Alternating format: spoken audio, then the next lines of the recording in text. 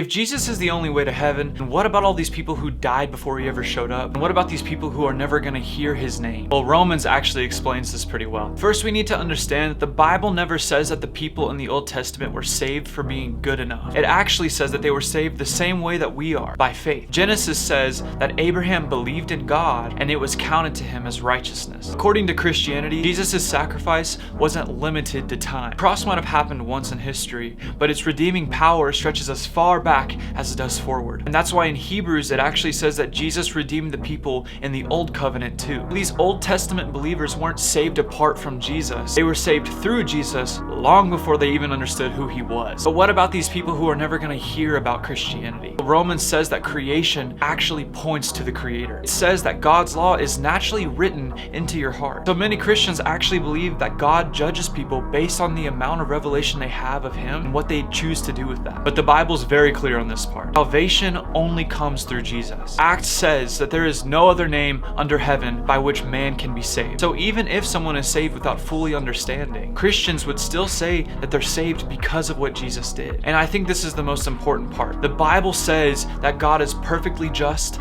and perfectly merciful. Genesis literally says, "Will not the judge of all the earth do what is right?" So Christians need to trust that whatever God does, it's going to be just.